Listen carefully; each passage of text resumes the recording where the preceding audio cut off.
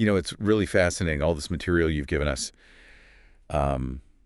It really digs into how the church tries to connect with, well, everything going on in the world today. Yeah, it's a real push and pull, isn't it? Yeah, definitely. You've got your articles, all your research, even your own personal notes here. Right. And what we're going to try and do in this deep dive is pull out the most important bits, the real key insights about how the church can actually connect in a world that, just seems to be changing so fast. It's like a moving target, isn't it? It is. Trying to keep up. Absolutely. And I think the big question that keeps coming up as we've been looking through everything is, how do you share this message, right? Mm-hmm. This message that has, a timeless truth at its core, when the world around us, when how people think and what they value seems to be like on fast forward. Yeah, constantly changing. Yeah. Exactly. And one of the things that really jumped out at me was this sense of like a real turning point in how people see the church. Interesting. Like there was a before and an after. Like a before and after. Okay. It feels like the periods after World War II and then again after Vietnam were really key. Okay.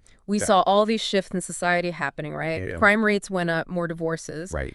And at the same time, alongside all that, you see this noticeable drop in how much people were involved in church. Right. And frankly, how much they were giving financially. Yeah.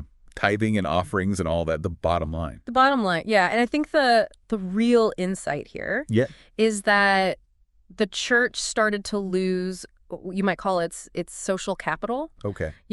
Where it was once this cornerstone of the community. Where the moral compass. The moral compass, exactly. Yeah. Giving guidance. Yep. Those cracks in society that you mentioned, they led people to question, could the church actually address, these real world problems? Right. Was it actually helping? Right. And it wasn't just that there were fewer people in the pews. Yeah. It was a shift in how people viewed the church as a whole. Yeah. It was less of a friend and more of, something distant.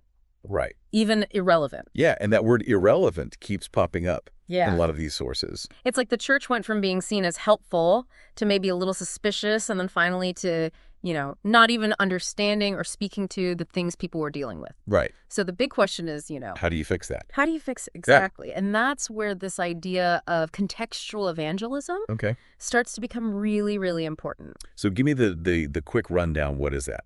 Well, it's fascinating because it really emphasizes having a plan. Okay. It's not enough to just have good intentions. Yeah. The sources you sent, they really highlight that there needs to be a very specific strategy for the church to grow. Right.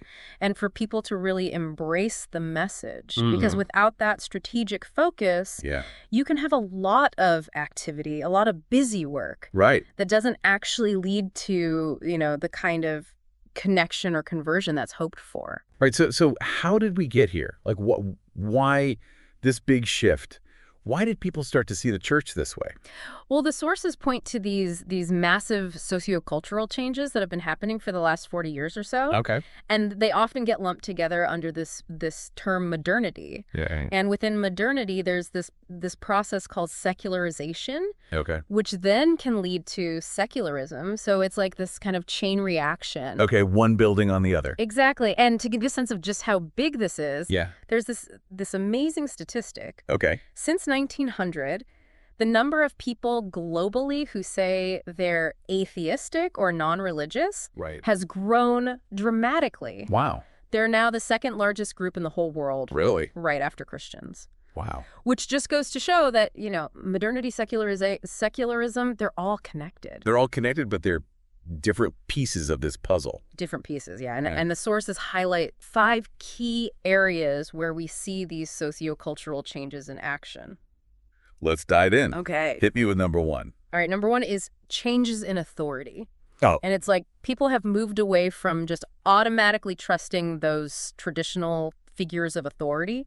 Right. The government, religious institutions. Yeah. And they're looking more to themselves to decide what's right and wrong. Interesting. And the sources even use this term. Okay. Homo, I'm righteous. Homo, I'm righteous. Yeah. So what's going on there? Well, it seems like as people saw these institutions, becoming more self-serving or out of touch, they lost faith. Yeah. And started relying more on their own internal compass. Okay, so they're making up their own rules. Yeah, and this individualizing of authority has big consequences for how people see any external source of moral guidance, including the church. Right, because they're saying, I'm right. You're not necessarily right. Exactly. Yeah. Okay, so change number 2. Number 2 is degrees of affluence. Degrees of affluence. And the sources use this term homo want moris. Okay, homo want moris. Yeah. So what's that all about? Well, it's about the general rise in living standards. Okay, people have more stuff generally. Exactly, but it's also about this desire we seem to have for more stuff, for bigger and better things. That consumerism. Yes, and this brings a whole new set of problems. Okay, like what? Well, you have a widening gap between the haves and the have-nots. Right. And even debt becoming a problem within church communities. Yeah, that's a tough one.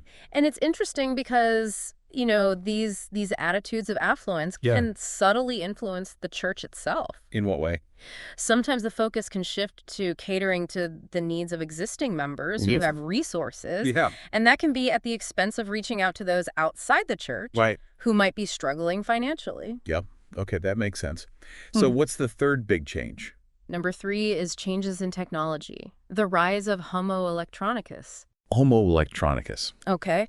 Right. And technology, of course, has brought a lot of good even for the church. Right. You know, better communication, connection, all that. Easier to spread the word. Exactly. But there's also a danger here of losing that personal touch, that high touch, in favor of relying too much on high tech. Right. You know, people are cocooning at home, more isolated, Right. feeling like just a number instead of a valued individual. Yeah, like that human connection is getting lost. Exactly. And if we connect this back to that bigger picture of community, technology can be a powerful tool, but it can also lead to more fragmentation. So the challenge for the church is to use technology in a way that actually brings people together. Exactly. To build real relationships. Yeah. Not just add to that sense of isolation. Makes sense. Okay. What's next on the list? Number 4 is changes in sexual mores. Okay. Which the sources describe as homo enlustus. All right, homo enlustus. And this is all about the big shifts we've seen since the 1960s in how society views commitment, marriage sexuality. Yeah, it's a whole different world. It really is. We've seen this rise in divorce rates.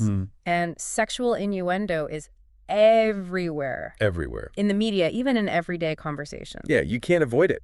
And what's really striking is how different this is from how things used to be. Right, even going back centuries. Exactly. The sources point out how much these views have changed, creating a huge cultural gap between traditional biblical teachings and how many people see sex and relationships today. Yeah, that's a big one for sure. Okay, number 5, bring it on. All right, number 5 is the increasing emphasis on ethnicity and religious pluralism. Okay. Leading to homo tolerantis. Homo tolerantis, got it. Right. And what the sources highlight here is how many societies have gone from being pretty monocultural to being these melting pots of different culture, ethnic groups, and religions. Like a big stew pot. It is a big stew pot, and that can lead to confusion about what to believe. People start to treat religion like it's a buffet. Like a spiritual buffet. Exactly. You pick and choose what you like. Take a little of this, a little of that. Exactly. And it can lead to misunderstandings about what truth even is. Right. Because if everything's true, then nothing's true. Right. And the sources give this great example of a T-shirt that says Orthodox Druid.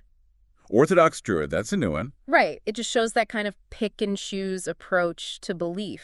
Yeah, like trying to blend things that don't really go together. Exactly. Yeah. Okay, so we've got these 5 big changes. Yeah. And they're impacting real people both inside and outside the church. Absolutely. These aren't just abstract ideas. Yeah. They're shaping how people live their lives. And this is where contextual evangelism comes in. Yes, because the way we used to do evangelism it might not be as effective anymore. Okay, so let's define it. What exactly is contextual evangelism? Well, the sources give a pretty formal definition. Okay. It's about sharing the good news of Jesus Christ, but doing it in a way that makes sense to the specific cultural, ethnic, and linguistic context of the people you're trying to reach. So you're adapting the message, but not changing the core message. Right. Okay. So that they can understand it, respond to it, and ultimately become disciples within the church. So it's about meeting people where they are. Exactly. It's a starting point. Yeah. For any church or mission that's serious about bridging this gap. But there's this crucial point in the sources. Yes. About not compromising the core message of the gospel. That's crucial. Yeah, it's a delicate balance, isn't it? It is. It's like walking a tightrope. So what are the non-negotiables? Well, what's interesting is that when you look at the early church, there were 7 core components that the disciples consistently presented. Okay, what are they? First, the prophecies about Christ. Right. Then Jesus' miracles and teachings, his atoning death on the cross, Mm. his resurrection, the promise of his return, the sending of the Holy Spirit, Okay. and then the call to repentance, belief, and baptism. Okay, so pretty foundational stuff. Exactly. And we see these themes over and over again Yeah. in Peter's and Paul's sermons in the book of Acts. So it's not just that these were the points they made, it's that they made them consistently. Exactly. Whoa. Which suggests that even when we contextualize, Yeah. these core truths are non-negotiable for authentic gospel presentation. Got it. So no watering down the message. No watering down. Okay, good to know. So what are some of the dangers we need to watch out for? Well, the sources warn against two in particular. The Right. first is syncretism, Syncretism. which is basically trying to blend your old religious or cultural practices with Christianity. Okay. You know, it might seem like it's working, Yeah. but in the end, it can really dilute the core message. Like mixing oil and water. Exactly. They might seem to combine for a moment, but eventually they separate. Right. And the oil is no longer pure. Exactly. And the sources give this example Okay. of Thai converts who placed a statue of Jesus next to their traditional idols. Oh, wow. Yeah, that's not really understanding. Right. They're trying to merge things that shouldn't be merged. Okay, so syncretism is a no-go. Right. What about danger number two? Give it to me. It's folk religion. Folk religion. Okay. And these are those traditional, often human-created practices Yeah. that can exist alongside or even within religions. Okay. And they can sometimes compromise the true demands of the gospel. How so? Well, they might be too exclusive or Oh, too no. inclusive, Right. or they might focus more on outward rituals than genuine inward transformation. Yeah, just going through the motions. Exactly. And what's interesting is that the sources point out that folk religion isn't just something over there. Right. It can even be found in North America. Interesting. So it's like these subtle things that creep in. Exactly. Something to be aware of. Okay, so we've got to be careful about syncretism and folk religion Right. while still being sensitive to the context. Exactly. It's a balancing act. Yeah. But that's why understanding the socio-cultural context of the people we're trying to reach is so important. So important. Yeah, it's like, Right. if you were trying to explain what it means to be an earthling to Right. someone from Mars, Yeah, you'd need to give them a lot of background information. you would. So contextual evangelism is about understanding that cultural background, Exactly. whether it's in another country or in our own neighborhood. Absolutely. And, we see examples of this in the Bible. Oh, yeah. Jesus, Peter, and Paul, they were all incredibly aware of their audiences. Right. They adapted their stories, their illustrations, their speaking style, Yeah. depending on who they were talking to. Yeah, they were flexible. They didn't give the same canned speech every time. And then the sources talk about understanding someone's worldview. Yes. What does that mean? They describe it as like a map of a culture's social, religious, economic, and political views. Like their operating system. Exactly. And understanding their worldview helps us see the world through their eyes, to see their assumptions about life, truth, and meaning. So we can identify those barriers to understanding and those Yeah. bridges that can help us connect. Exactly. And the sources give us this really practical tool Okay. called the Worldview Cultural Understanding Survey. Worldview Cultural Understanding Survey. Yeah. What's that all about? Well, it helps us really dig into these sociocultural contexts. Okay. And it lays out 10 cultural elements that we need to understand. All right. And it breaks them down into 2 tiers. Okay, let's start with tier 1. All right, tier 1 focuses on the foundational stuff, beliefs, values, relationships. The building blocks. Exactly. And this includes really getting to know the religious background of the people we're trying to reach. Not just their denomination. Or not just their label, Yeah. but also any folk practices they might follow and Right. their core beliefs about God's sin, salvation, hell, all of that. Right. And even getting a sense of how many people are just cultural adherents versus genuine converts. So are they just going through the motions or do they really believe it? Exactly.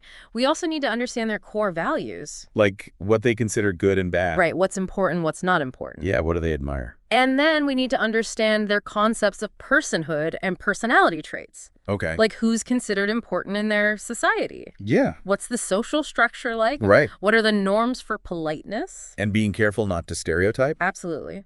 For example, what might seem assertive or direct to someone from an American background Yeah. could be seen as aggressive or rude in some Asian cultures. Interesting. So we have to be sensitive to those nuances. We do. Okay, what else is in tier 1? Communication patterns. Communication patterns. Yeah, understanding both their spoken and nonverbal language. Okay. How language is used in different settings, Right. like at home versus in a business meeting. Mm-hmm. Being aware of any specialized religious vocabulary. So we don't accidentally use a word that means something offensive. Exactly. And being careful about our body language. Oh, yeah, like those cultural differences. Yes, like crossing your legs in Thailand. Right. Or using the hand gesture in parts of the Middle East can have unintended negative meanings. Oh, wow. Yeah, you really have to do your research. You do. Okay, what's the last piece of Tier 1? Understanding the role of family and friends. Okay. What are the expected behaviors within families? Yeah. How do people greet each other? Right. Are there special types of clothing? How important are gestures of friendship? Yeah. And even the concept of personal space. Okay. You know, the sources share this story about Asian friends inviting someone past the formal sitting room Oh, yeah? into a more intimate space. Yeah. And that really highlights these subtle but significant cultural gestures, Right. like in Thailand, where men hold hands as a sign of friendship, Yeah. which could be misinterpreted in other cultures. Yeah, for sure. Okay, so that's Tier 1. Right. What about Tier 2? Tier 2 is more about general cultural information Okay. that can help us avoid misunderstandings. And build relationships. Exactly. And this includes understanding their attitude towards money and possessions. Okay. How do they define and manage wealth? Mhm. Is bartering common? Right. Who controls the finances in a household? Okay, interesting. We also need to look at education levels. Okay. How important is education in their society? Yeah. What's the literacy rate? Yeah. What's the appropriate level of communication? Right. So we're not talking over their heads or dumbing it down. Exactly. And then there's this fascinating aspect of how they use time. Time. Like, Is their culture more event-oriented? meaning, Meaning that schedules are flexible? oh, Things happen when they happen? right. Or is it more time-oriented? Where punctuality is key. Exactly. Schedules are everything. Got it. And what's considered a good use of time versus wasted time can vary a lot, too. Yeah, that's true. Okay. What else is in Tier 2? We need to learn about their customs and holidays. Okay. You know, when are the big celebrations? What's their cultural significance? How do people participate? Right. And last but not least, food. Food. What are the table manners? What utensils are used? How important are shared meals? Right, because food can be such a big part of bringing people together. It can. Okay.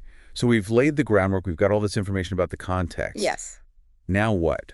What do we do with it? Well, now it's time to actually develop a contextual evangelism strategy. Okay. But the sources are very clear that there's no one-size-fits-all approach. Right. Every situation is different. Exactly. And these principles can be applied whether you're working locally or globally. So it's about being adaptable. Exactly. And the sources really emphasize the church's role in all of this. Yes. That the church is God's chosen way to reach the world. Absolutely. And pastors and church leaders have a vital role to play. But it's not just on them. Right. Right. It requires the active involvement of a whole congregation. Okay, so where do we even start? Well, the sources talk about the importance of preparation for evangelistic strategy. Okay, preparation. And they highlight 3 key things. Hit me. Prayer, Of course. understanding the gospel as truth, Right. and recognizing that the call to share that truth is both global and local. So we're not just focused on our own backyard. Exactly. And the sources also clarify some key terms Yes. like mission. Right. Mission is broader than just evangelism. Okay, It includes all the work the church does in the world, right. but the sources stress that the church's mission is incomplete without evangelism. Without actively sharing the good news. Exactly. Oh, right, And right. evangelism itself comes from the Greek word euangelion, Which means which means good news. good news. So every Christian can be a bringer of good news. I like that. Okay, so we've got our terms straight. Right. What about the purpose? Yeah. Like, what are we actually trying to achieve with all of this? Well, when it comes to the purpose of evangelistic strategy, Right. the sources caution against relying on prepackaged programs or initiatives run by outsiders. So it's got to come from within the church. Exactly. It needs to be owned by the local church. Okay. And they say it's crucial for each church to develop its own purpose statement. Sometimes called a vision statement. Right, a vision statement to focus its energy Okay. on its specific mission. So it's not just about keeping the lights on. No, it's about being intentional, Yeah. about actually making a difference. So what makes a good purpose statement? Well, it should be comprehensive enough to resonate with new people, Okay. but also provide clear focus for long-term members. Hmm. It should prioritize actually living out the purpose. Not just having a nice-sounding statement. Exactly. Yeah. It should explicitly include the goal of leading people to salvation. Right. Like Jesus says in Luke 19:10. I've come to seek and save the lost. Exactly. Yeah. It should be adaptable and sensitive to the context. So without compromising the gospel. Right. Okay. It should involve as many people as possible, Yeah. maybe through a missions or evangelism committee. Right. Everyone in the church should know and understand the statement. And finally, it should be realistic. Yeah, you're not going to convert the whole city in a week. Exactly. Okay, so we've got our purpose statement. Yeah. What's the next step? Well, the sources outline a 7-step process. The 7 steps. All right, lay it on me. Number 1 is to learn about the target population. Okay. And this involves doing what they call a windshield survey. A windshield survey, meaning? Literally driving or walking around the community and just observing. Just taking it all in. Exactly. Okay. You also want to look closely at the demographics of your current congregation. Okay. And define your community not just by geography, Yeah. but also by those sociocultural factors we talked about. Right. They even suggest considering a 15-minute drive rule. As a way to think about your immediate sphere of influence. Exactly. Okay. You also want to identify the real needs within the community Okay. and understand the difference between congregations that are homogenous, Meaning? meaning they have similar cultural backgrounds, Okay. and those that are heterogeneous, Yeah. which means they have a mix of backgrounds. Got it. And they use the early churches in Jerusalem, Ephesus, and Antioch as examples of these different types of congregations. So it's about knowing your audience. Yes. And understanding what they need. Exactly. Okay, what's step 2? Number 2 is identify who will help. Okay. And this really emphasizes that evangelism isn't just the pastor's job. Right. It's everyone's responsibility. The whole church. The whole church. It's what Darrell Robinson calls total participation. Total participation. I like that. And the sources point out that often only a small percentage of a congregation is actually involved in outreach. Yeah, the 10% rule. Exactly. Yeah. And they highlight this important principle Right. that when church members prioritize God's kingdom work, Yeah. which includes evangelism and missions, Mm-hmm. God provides the resources. He always does. He does. And there's also this reminder about what it means to be a minister. Right. It's not just the paid staff. Right. Biblically, all Christians are called to ministry-based evangelism. So connecting acts of service with sharing the gospel. Exactly. Yeah. And this idea of a ministering army within the church. I love that, a ministering army. It's powerful, isn't it? It is. And it calls us to rediscover that biblical concept of service. Well, being a servant. Exactly. The word servant appears way more often in the New Testament Yeah. than the word ministry. Interesting. Okay, so we're all called to be servants. Yes, but we also need to be wise and discerning. Right. Wise as serpents and harmless as doves. Yeah. We need to protect ourselves. Yeah, that's a good point. Okay, what's step 3? Number 3 is determine how to reach the target population. Okay. And this is where we really tailor our strategies to the context. So no cookie cutter approaches. No cookie cutters. Okay. And there's a warning against offering a watered-down gospel. Right, no Christianity light. No Christianity light, exactly. Okay. And they suggest some practical steps. Like what? Well, developing a yearly evangelism calendar, Okay. creating prospect files, Prospect files, meaning? just a way to keep track of potential new people. Okay. Setting realistic yearly baptism goals. Right. Establishing weekly outreach and visitation. Okay. And being intentional about identifying areas where the culture might clash with biblical values. Where our values might be different from the world's values. Exactly. And we always want to point to the Bible as the ultimate guide for shaping a truly Christian culture. Got it. So step 3 is all about strategy. It is. Okay, what's step 4? Number 4 is crucial. Okay. Remain focused on the gospel message. That seems pretty important. It is, because the sources remind us that it's Christ who draws people, Right. not our clever marketing schemes. Yeah, gimmicks don't last. They don't.